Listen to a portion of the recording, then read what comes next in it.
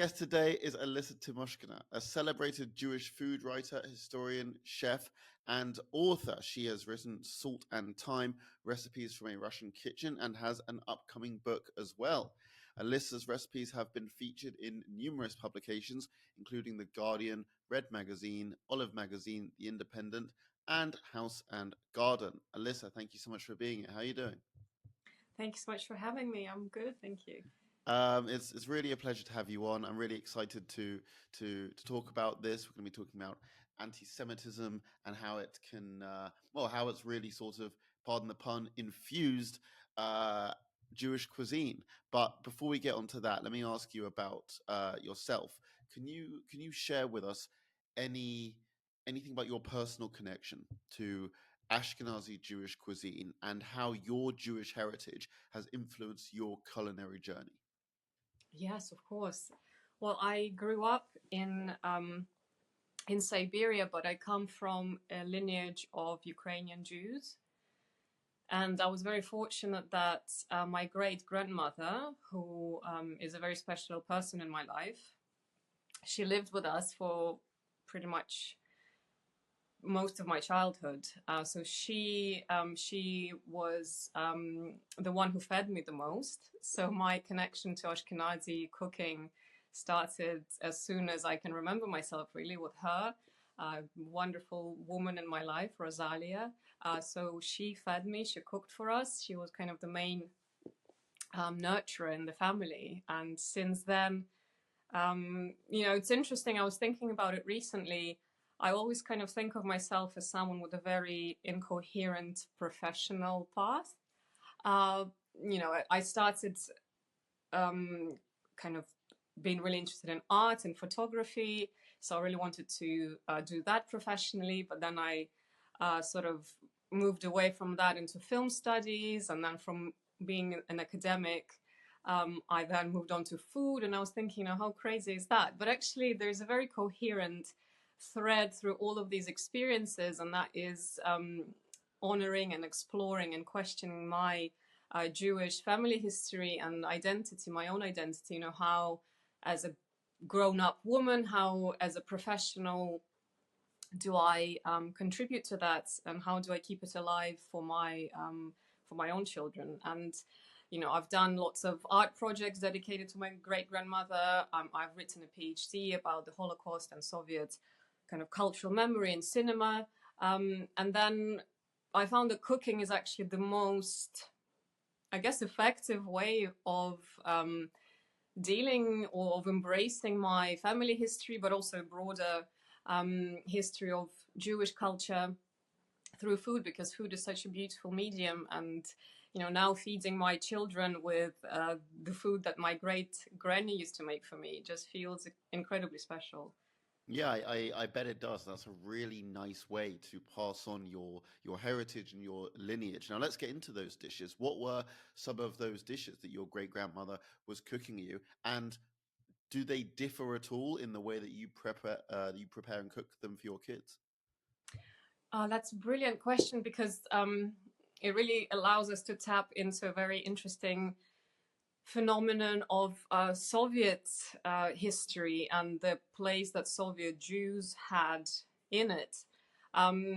So being from Ukraine, but moving to Siberia during the Second World War, escaping the Holocaust, my great-grandmother brought that culinary heritage with her.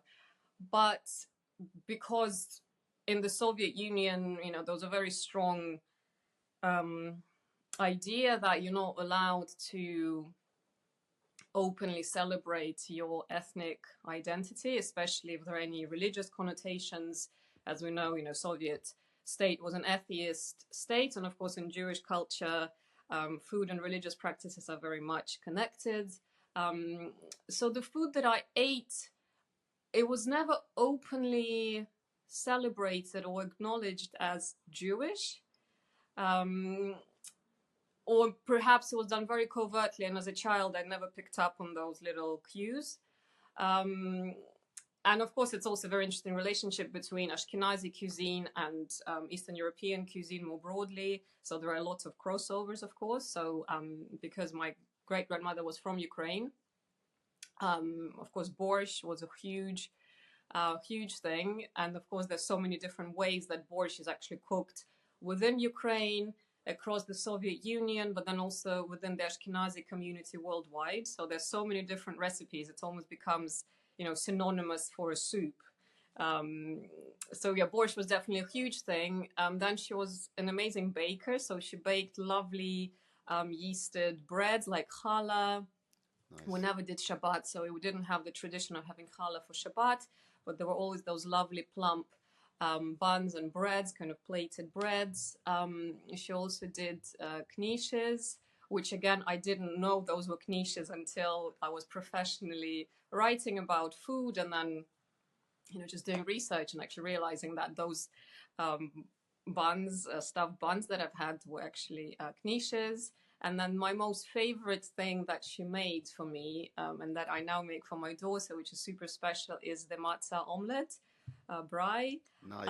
I love so that. So that to me probably is, as many of you listeners would know what it is. It's a very simple omelette with matzah sheets that are soaked in milk, and they're just kind of like scrambled eggs with matzah, or like a baked omelette.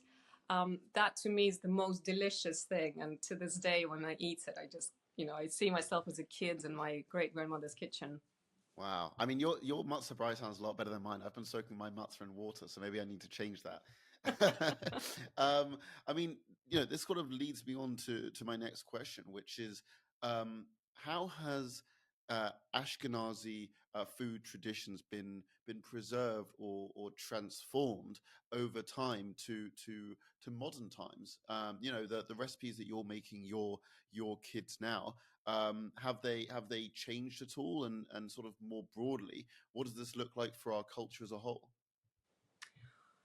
Well, I think food in general is such a fascinating phenomenon precisely because it does change, and in looking into those changes, we can gain really interesting access to histories and family stories, and why those changes have happened can tell us so much more about things around the actual meal. But I think at the same time, there's so much beauty in the emphasis on the importance of preserving food, and in Jewish communities in general, but obviously coming from the Ashkenazi community and knowing the history of Eastern Europe and kind of Russian Empire, there was so many hardships that Jews of this particular region encountered for centuries and centuries and centuries. And of course, so many impositions were created for them to be able to practice or just to be themselves, really. So food is a very intimate, private experience that we all do, and it's a lot more difficult to censor that. So in that sense, there is so much more importance on how we preserve the recipes and how we pass them on, and through that, how do we preserve our own identity, and what kind of story we pass on with that to our children.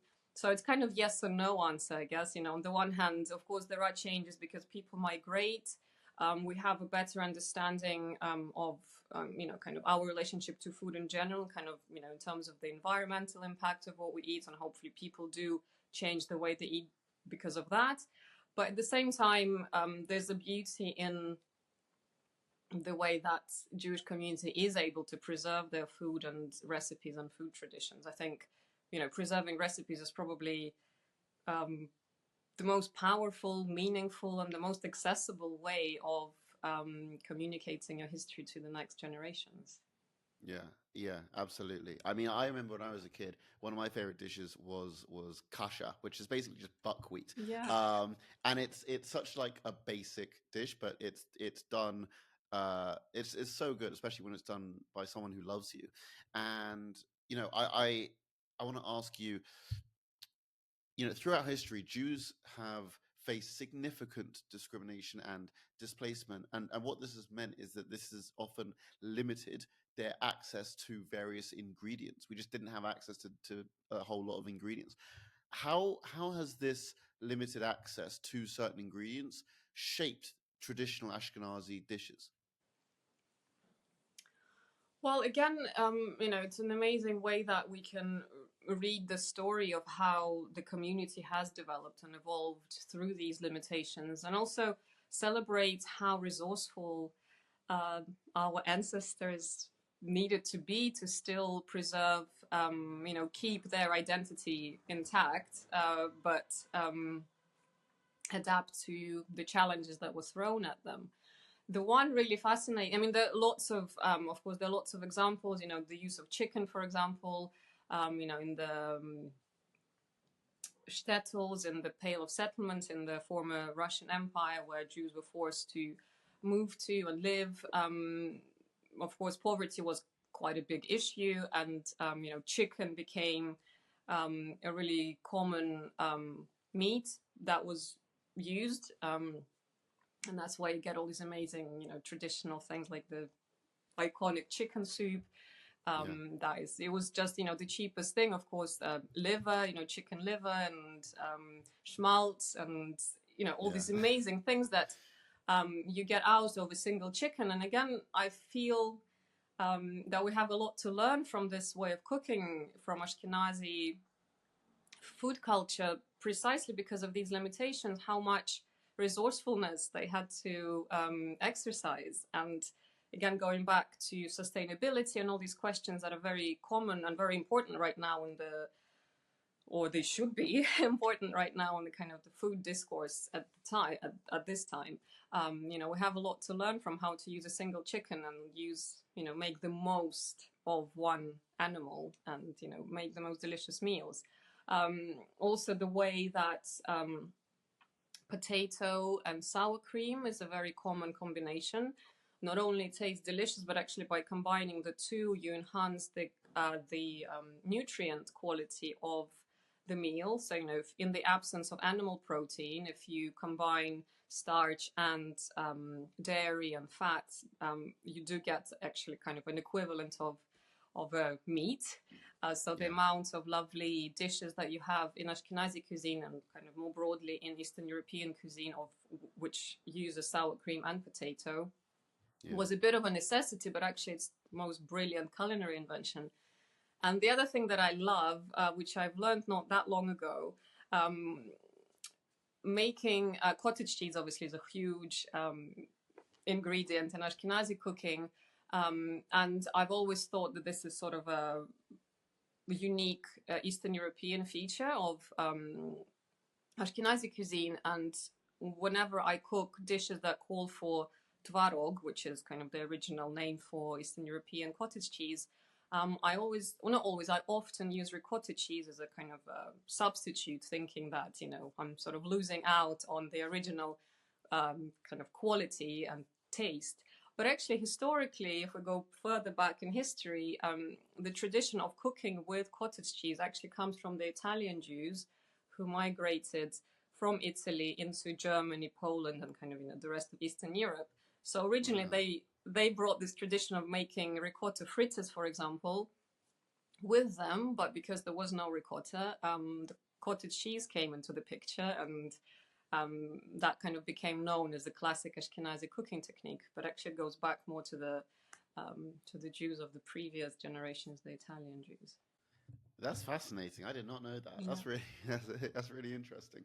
Well, look, it's not just our day-to-day foods where anti-Semitism has had an impact. It's also the foods we eat at festivals. Now, one example of anti-Semitism eating our food at festivals is that we eat matzah at Pesach, when we tell the story of our exodus from Egypt and our escape from slavery. And let's look at Purim, the festival of Purim. We eat hamantaschen, cookies resembling the ear or hat of Haman or Haman, a man who tried to murder us. Alissa, why do you think that we incorporate our experiences of anti-Semitism not just in our day-to-day foods, but into the foods we eat during festivals that are supposed to be joyous in this way? Well, I think that's the most ultimate act of defiance. There's a famous Jewish phrase, they tried to kill us, we survived, let's eat. So I think that's that. And what a brilliant way of celebrating life, because food ultimately is life. It's not only our means of survival, but also the way we celebrate life by eating is so important and so beautiful. How coming out of these unimaginable atrocities and hardships, the Jewish community managed to preserve this love for life and the importance of food in that sort of tradition of celebrating life. And I think it's really beautiful how the food itself is super symbolic. It's charged with symbolism, and how symbolic and ceremonial are the meals that we have at the holiday times. And also, that the very fact of like you almost eat your enemy, the hamantashen is such a brilliant example of that. And in a way, yeah, that kind of shows you like the ultimate defiance and the ultimate act of survival, that not only you've survived, but you then create a holiday where you you symbolize your enemy through the food and then you eat them. It's brilliant. Yeah. I never heard anyone put it like that, but it's true. We are essentially eating our enemy. Look, let me ask you. Let me ask you this. I always hear, when people suggest what food they want to go out to eat, and just around in popular culture, TV shows, films, you always hear someone say, "Hey, you want to get some Chinese food, or let's go with Indian food. I fancy a romantic Italian meal, or let's get some Japanese, something like that." You never really hear people talk about going out for Ashkenazi food, but we have such a rich variety of dishes. Why do you think that is? Yeah, that's a great question. And I've been thinking about it a lot. I think kind of more broadly, Eastern European food has so many negative connotations, and it's so unfair, and it's completely not true, completely unjustified. So I think there's a broader sense of people just kind of resisting something they don't know. They have a big stereotype around food of Eastern Europe as being bland and bleak and boring. Obviously there's a lot of kind of historical trauma associated with Eastern European region in general. So people sort of shy away from this food, which is of course crazy because Ashkenazi community is so broad, and it's not for the lack of access to that community that people don't go out for Ashkenazi food. So I think there's a lot of kind of history behind it why people have that resistance towards it. But at the same time, also, if you look at maybe in the recent years, there's been a real rise in popularity, at least here in the UK, kind of more broadly in Israeli food. Thanks to people like Ottolenghi, Hani and Co, like amazing chefs, brilliantly inventive. So people are sort of opening up more to kind of, again, and I'm using a very broad term, Jewish food, because of course it's like, it's almost just like saying food, to Jewish food. But Ashkenazi specifically, we absolutely love salmon bagels. So we sort of do love it. We just don't acknowledge it as having Ashkenazi origins. And I guess depends on where you are in the world, in the States, in New York especially, because there is such a huge Ashkenazi community there, it's almost synonymous with New York food scene that, there's so many amazing, like Russ and Daughters, there's so many amazing sort of diner style breakfasty places which are Jewish. At one point, there was even a whole street where you could buy knishes. It was called the Knish Alley in Manhattan. Sadly, that's now gone, but there's still one knish shop where people, it's been there for centuries. And of course, here in London, we have the iconic Bagel Lane in Brick Lane. So I think there is more Ashkenazi food that we acknowledge. And of course, that kind of goes back to this resistance towards Jews, and I'm using word resistance very sort of mildly, and also the kind of overall misunderstanding about how amazing Eastern European cuisine can be. Yeah, I think that makes a lot of sense to me. Do you, as you know, right now we are experiencing a large spike in anti-Semitism, and we have been since the 7th of October. do you think, and this is a serious question, do you think the rise of anti-Semitism could at all impact the perception and appreciation of Ashkenazi, or more broadly Jewish, cuisine today? Well, of course, yeah, and it's really devastating, the impact on the Jewish community this event has had, not only in the present but also in the way history is now being also affected. The history of Jewish people has been affected by that as well. And of course, food is a huge part of history, culture. So I'm worried to think about what happens next, and how much more this will affect our understanding of Jewish food, and our ability to open up to Jewish food, definitely. Especially that, perhaps coming from a slightly selfish point of view, is that my next cookbook features a lot of the narrative of Ashkenazi Jews. So I'm really hoping that we can move past. It's a huge hope, but we can move past century-old misconceptions, political agendas, this kind of blinkered black and white view of the world that sadly we're really moving towards.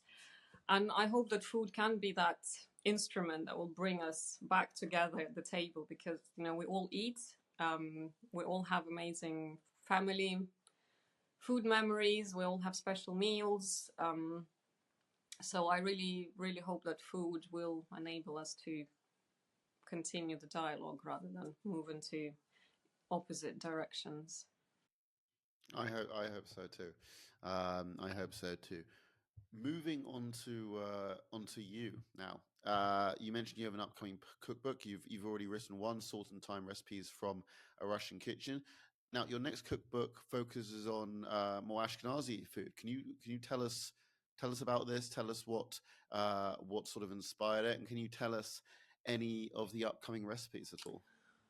So I can't talk too much about it because it hasn't been officially announced yet. But I have been sort of mentioning it on social media, so it's not a complete secret. So forgive me if I'm being a bit vague. But yeah, the book, is always, it's something that is very, very personal. Kind of that's the reason why I pretty much do anything that I do, is kind of exploring my heritage, where it fits in the broader story of the Jews in Eastern Europe, but also perhaps more globally. And also a huge, huge factor for this book was the war in Ukraine, which Russia started in February 22. As I've said, my Jewish family side is from Ukraine, so kind of the two are pretty much inseparable for me. And it's been a profound trauma, someone who's been born in Russia and kind of technically is labeled as Russian. I kind of experienced this profound split of my identity, of my sort of, luckily not my family, because all of us are kind of on the on the same side of the story. But it's been a really big changing moment in my life. And of course, as always, I kind of in times of difficulty, I always turn to food and my kind of the anchoring memories of my childhood, which are very much connected to my Jewish family members. So that was kind of the starting point of the book. And it's more broadly about Eastern Europe, Eastern European cooking, and more about the philosophy of cooking that comes out of profound traumatic events that sadly Eastern Europe was a theater to for so many centuries.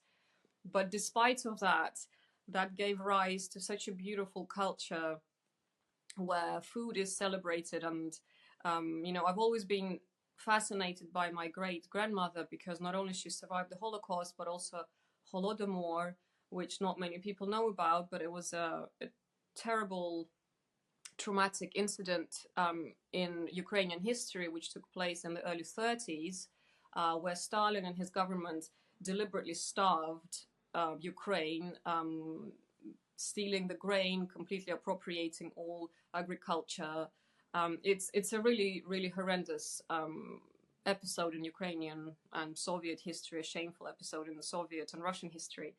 So she survived that as well, and then had to go through Second World War, the Holocaust, and of course, post-war time in Stalin's Russia was not pretty either, especially for the Jews.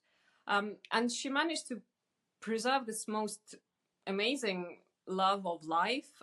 She would laugh with such joy, the way she cooked, like her ability to feed everyone on the smallest budget with the most basic ingredients. But there was just so much love in everything she did, and it always just evoked so much admiration in me, that someone who lived through that kind of historical trauma still managed to be this wonderful person. And that kind of made me think about more broadly about what does Eastern European food have to tell us now, in terms of environment, eating an expensive kind of mostly vegetable based food, but also that sense of resilience and how food can counter harsh political climate. Yeah. Yeah, I want to talk more about your connection to Ukraine. You are one of the founders behind the Cook for Ukraine project, as well as the Ukraine Hub, which is described as being a food and culture hub for displaced Ukrainians in London. I'd like to hear more about these projects and how they were started. So Cook for Ukraine started on the day that Russia invaded Ukraine, on the 22nd of February 22, sorry, 24th of February 22. I have a very close friend, Olya Hercules, who's an amazing Ukrainian food writer and chef. We've been friends for many years before the war broke out, and we've done lots of cooking events together, also fundraising for Ukraine. So when the full-scale invasion of Ukraine started, we both immediately knew that we wanted to come together and raise funds, raise awareness through food. And I've reached out to the guys who started the Cook for Syria campaign, who helped us sort of set up the logistics. And we've run pretty much from, the 25th of February 22 until now, hosting different supper clubs, encouraging people on social media. It's a very much sort of social media driven campaign. So the hashtag Cook for Ukraine has been featured over thousands and thousands of times, mainly just raising awareness. And it really felt important to give people something to do, because as we know, when some kind of huge traumatic event happens, we tend to get paralyzed by it. Just kind of drawn into our phones, just kind of looking at the news, feeling completely dysregulated and not knowing what to do. And since cooking and food is such a beautiful kind of grounding experience, we felt that giving people something to do, it's very straightforward, very simple, just find a Ukrainian recipe and tonight cook that for dinner, take a picture, post it on social media with the hashtag Cook for Ukraine, and then direct people towards our website where we collect donations for different charities that work in Ukraine. So that was kind of the premise, and we were really overwhelmed by the amount of support we've received. And the campaign also won a really amazing grant from the 50 Best Restaurants Awards, which takes place every year. It's kind of like the Oscars for the food industry, I guess. And it was a financial grant called the Champions of Change Award. So it's given to people who work in the food industry and use food for social change. So that was the award that we used to then fund the Ukraine Hub, which is something that we felt was really important at the time, because Olya's family was displaced by the war. Very tragically, she comes from the part of Ukraine that is now occupied by Russia. So literally her house is occupied by the Russian army at the moment, and her parents are refugees. So that was something that really kind of stood behind our idea for Ukraine Hub, is to create a community in London for displaced Ukrainians, again using food as a means of bringing people together. Cooking together is such a therapeutic experience. When you have, and it's mainly for women, of course, as we know, Ukrainian men of a specific age are not allowed to leave. So mainly the refugees here are women and children. And it's such a beautiful thing when you have all these women sort of standing around the big kitchen table, cooking together. It's, yeah, it's almost timeless. It's so beautiful the way, our grandmothers and our great grandmothers would gather together to cook. And then we sit down and share a meal. So it's been a really meaningful and really beautiful experience to let people not just sort of have a nice time, but also actually make new connections, because how do you find fellow Ukrainians and build your new community when you move somewhere else? Well, this sounds like a really nice silver lining in what has otherwise been a devastating assault on Ukraine.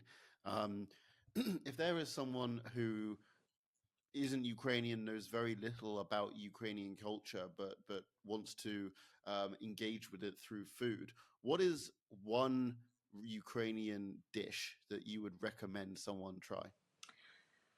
Oh, there's so many. I mean, gosh, I don't know. It's really hard. I mean, there is sort of a handful of dishes which, again, going back to the Ashkenazi cuisine, they are sort of intertwined with Ashkenazi cooking, and they have become more known around the world because of the Ashkenazi migration.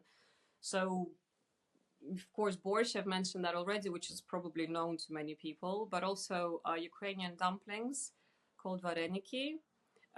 They're sort of, you could say they're like cousins of the Ashkenazi kreplach. So they are essentially, pasta stuffed with different things, and then they're folded in different shapes. The real beauty of vareniki for me is that they can be literally stuffed with anything, pretty much. Mostly vegetarian. My most favorite one is sauerkraut.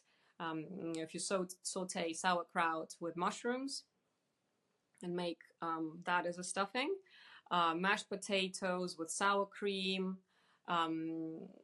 not very kosher, but then you would also fry some sort of like panchetza, Ukrainian pork, and then you sprinkle that on top. But the best part for me is the sweet vareniki, and it's very seasonal, so they would be made in the summer when you have a different stone fruit. So you can have cherries, apricots, or berries as well, so raspberries and strawberries, and you would serve them with sweet sour cream. So that's cherry vareniki with sweet sour cream. That's just my heaven.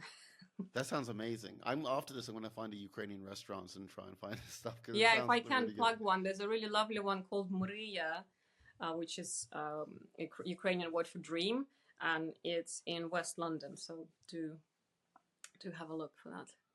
Listen, if there are people listening to this, if their mouths weren't already watering, they are now.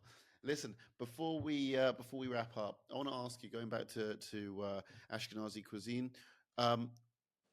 what are your hopes for the future of Jewish food culture, particularly in how it's perceived and celebrated by younger generations?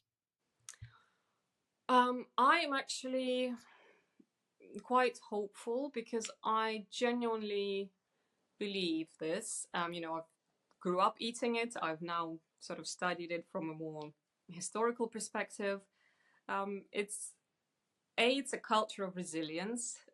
It has gone through so much, and I'm in awe of how, against all odds, and the odds were huge, people managed to not just survive, but actually survive with dignity and with a renewed sense of the importance of their lineage.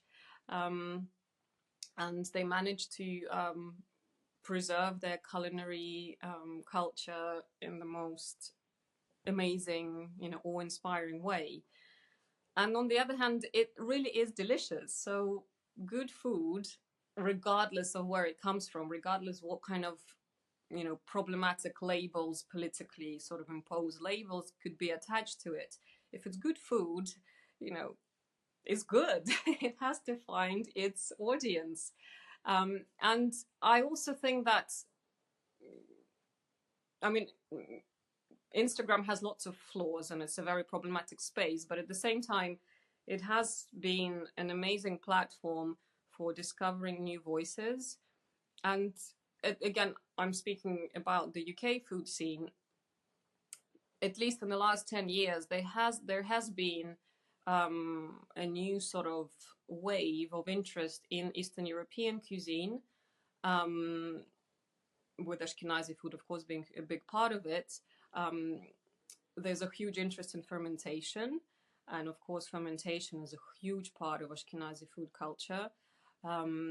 So there are sort of pathways through which we already have been opening up to Ashkenazi cuisine, and the popularity of brands. There's an amazing fermentation brand called Vadash, by a guy called Nick Vadash, who comes from a lineage of Hungarian Jews. So he sort of started recreating his granny's sauerkrauts and pickled cucumbers, dill pickled cucumbers, quintessential Jewish stuff. So that's kind of already telling us that there is interest in that. There's great, I absolutely love the chain of restaurants, The Good Egg, that started in Stoke Newington. It's a more broadly Israeli, you could kind of see it more as an Israeli restaurant, but they do incorporate a lot of sort of Mizrahi, Sephardic, Ashkenazi flavor. So it's a really beautiful sort of marriage of all the different strands of what we can call Jewish cuisine. So there are positive signs, and I really think that, kind of food trends aside, I really hope that people do find their own way towards Ashkenazi cuisine, whether it might be through Ukrainian cuisine or, sadly, the conflict that is now happening in the Middle East. But often, tragic events often actually do have a positive effect on culture by generating interest, by generating dialogue. Even me, who has been studying the history of anti-Semitism and the Holocaust, and I wrote a PhD in that topic, I have learned so much more about the politics of the Middle East, the history of anti-Semitism since the 7th of October. So I really hope that people use that opportunity, as devastating as it is, to actually generate positive change. And by genuinely talking about it, by genuinely being interested in the conflict, in the countries or the nations, the ethnic groups who are involved in it, they will learn something new. And hopefully, again, as I've said, food is such a beautiful medium for doing that. And we already have, Ottolenghi and Sami Tamimi, who have shown that food can bring two people who potentially come from the irreconcilable sides of the conflict, but through food, I think it's possible. And I really hope that people will discover the wonders that Ashkenazi food can bring to their table. I hope so too. It's about time Ashkenazi food was put on the map. Absolutely. Alissa, let me ask you a question I ask all of our guests. If someone who is not Jewish comes to you and says that they want to help in the fight against anti-Semitism, where should they start? Well, you guys are a great place to start. Definitely. Thank you. I think it goes without saying how important it is what you're doing at the moment. Well, yeah, I mean, I would say read, educate yourself. And I know this sort of phrase has been thrown around in very condescending ways around Instagram arguments. It's almost kind of used as a way to shut the opponent up. Just, go educate yourself. But I'm saying it in the most sort of respectful, kind way. Because, as I've said, there's so much to discover. and kind of relearn and unlearn. And there's, there's so many ways that you can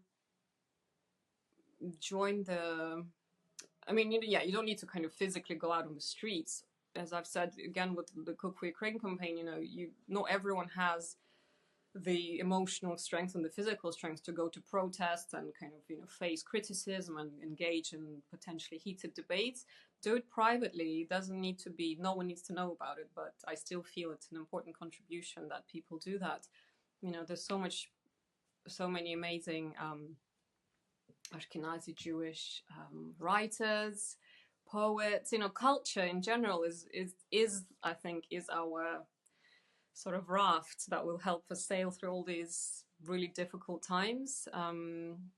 Anything that you naturally are interested in, let's say food. Please do learn more about Ashkenazi food, Jewish food more broadly. If you're interested in film, gosh, there's so many amazing films from the Jewish Ashkenazi community, and of course, literature and history in general is such a fascinating place to start.